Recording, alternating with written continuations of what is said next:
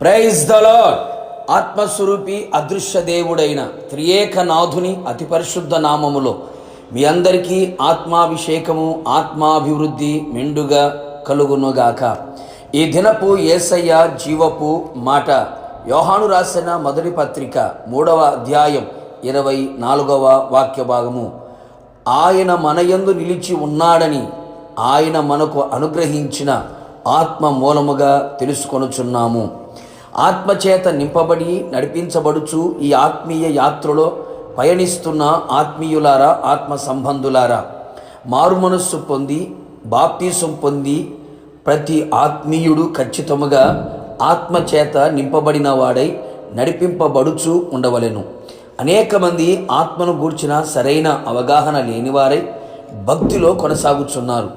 మనము అలాగున ఉండక లేఖనములను పరిశోధించి ఆత్మను గూర్చిన సత్యమును గ్రహించి కనిపెట్టి ప్రార్థించి విశ్వసించి విధేయులమై పరిశుద్ధపరచబడిన వారమై ఆత్మను పొందుకొనెదము.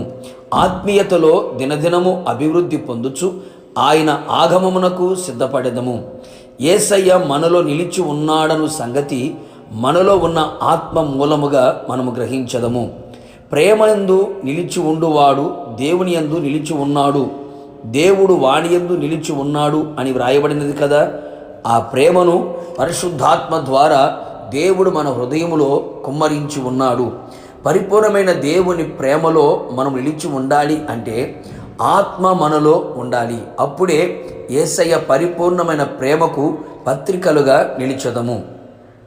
మనం ఒకరి ఎడల ఒకడు ప్రేమ కనబరిచిన ఎడల ఆయన మన యందు నిలిచి ఉండును కదా. అట్టి ప్రేమ ఆత్మ మూలముగా దయచేయబడును.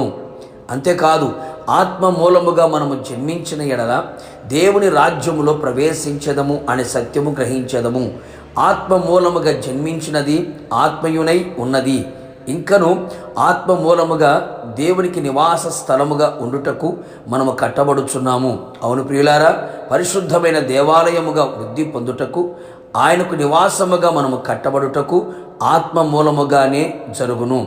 పరలోక మర్మములన్నీ, క్రీస్తును కూర్చున్న మర్మములన్నీ కూడా ఆత్మ మూలముగా దేవుని పరిశుద్ధులకు అపోస్తులకు ప్రవక్తలకును బయలుపరచబడి ఉన్నది కదా.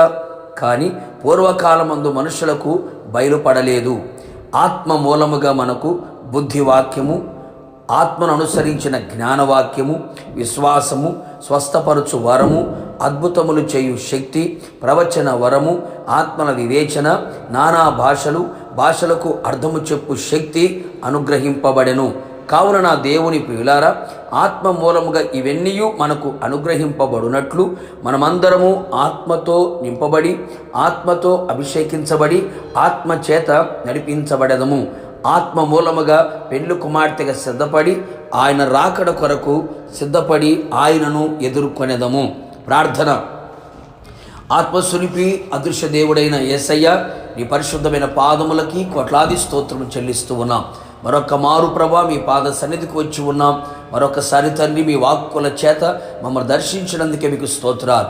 మీరు మాయందు నిలిచి ఉన్నారని ఆత్మ మూలముగా మేము తెలుసుకునేటట్లుగా ఆత్మను గూర్చిన ప్రత్యక్షతను కలిగిన వారమై ఆత్మాభిషేకమును పొందుకున్న వారమై ఆత్మచేత నడిపించబడినట్లుగా మీరు సహాయము చేయండి. మేమంతా ఆత్మ సంబంధులుగా ప్రభువా మార్చబడి మీ రాజ్యమునకు వారసులుగా మార్చబడినట్లుగా ఆత్మ వరములతో అలంకరించబడినట్లుగా మీకు నివాస స్థలముగా కట్టబడినట్లుగా కృప దయచేసి మీరు ఆకడకు మమ్మల్ని అందరినీ సిద్ధపరిచి మిమ్మల్ని ఎదుర్కొనే కృపనివ్వమని యేసు నామములో అడిగి పొందుకున్నాము తండ్రి. ఆమేన్. నిశ్చయముగా మీరును మీ కుటుంబ సభ్యులందరూ కూడా ఆత్మ మూలముగా మీలో దేవుడు నిలిచి ఉన్నాడన్న సంగతి తెలుసుకొందురుగాక. God bless you.